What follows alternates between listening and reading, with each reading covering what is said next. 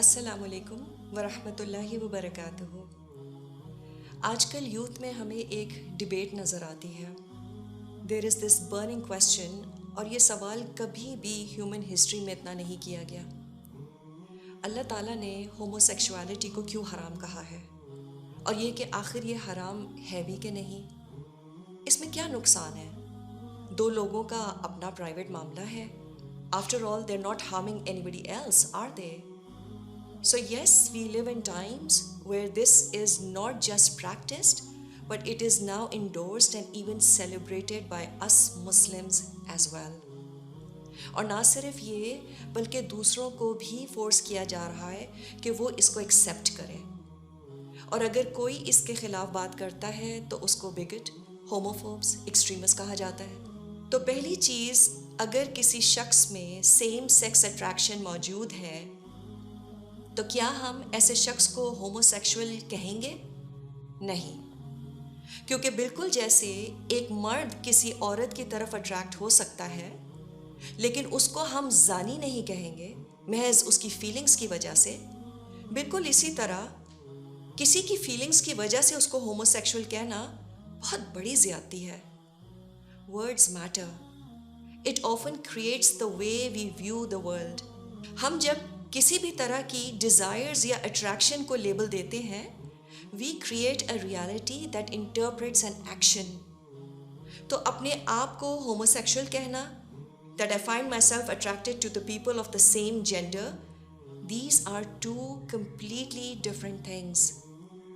Same sex attraction کسی بھی انسان میں ہو سکتی ہے، اور جی یہ فیلنگز آؤٹ آف کنٹرول بھی ہو سکتی ہیں اگر اسے صحیح سے ہینڈل نہ کریں۔ کسی میں کسی شخص کو قتل کرنے کی خواہش پیدا ہو سکتی ہے، تو کیا ہم انہیں مرڈرر کہیں گے؟ بالکل جیسے کسی اپوزٹ جینڈر کے لیے اٹریکشن انسان میں پیدا ہو سکتی ہے، ڈو وی کال دیم اڈلٹرر؟ اسی طرح صرف خواہش پر کسی کو ہم کیسے کنڈیم کر سکتے ہیں، یا اسے کیسے کوئی بھی ٹائٹل دے سکتے ہیں؟ تو یہ رجحان انسان میں پیدائشی ہوتا ہے یا نہیں، that's still debatable, but whether it is nature or nurtured doesn't matter really، کیونکہ اس سے شریعت کے احکامات وہی رہتے ہیں، just in the case of opposite gender attraction. And the Islamic tradition is well aware of such inclinations towards the same gender. تو شریعت میں ایسے رجحانات یا انکلینیشنز پر عمل کرنا زنا سے زیادہ بڑا گناہ ہے۔ And there is a general consensus on this, not just in Islam, but also in other religions. There are many Muslims who are challenged with same-sex attraction.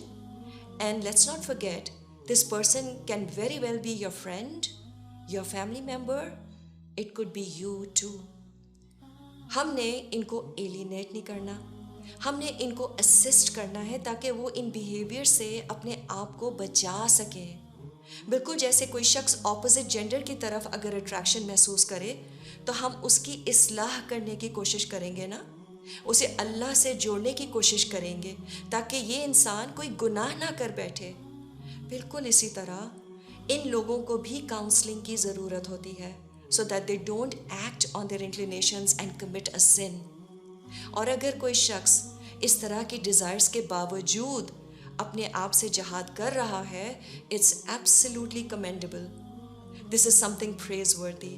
Allah has guided this person to recognize the evil of engaging in to this behaviour, that's a great attitude they have, but if they want your help, we should have the compassion to help them, given that we have guidance on this issue from Quran and Sunnah۔ یہ ایک بڑی آزمائش ہوتی ہے کسی بھی انسان کے لیے، اور ہمیں اپنا رول کلیئرلی معلوم ہونا بہت ضروری ہے۔ We must honor their choice to resist the temptation that they have۔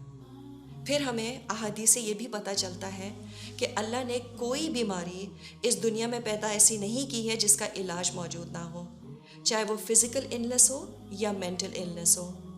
And the best thing that you may do for this person is make dua۔ No doubt it is a big test for them, so they need constant assurance that they can deal with this, as Allah says in the Quran, لا يكلف الله نفسا إلا وسعها۔ اللہ کسی شخص کو اس کی طاقت سے زیادہ تکلیف نہیں دیتا۔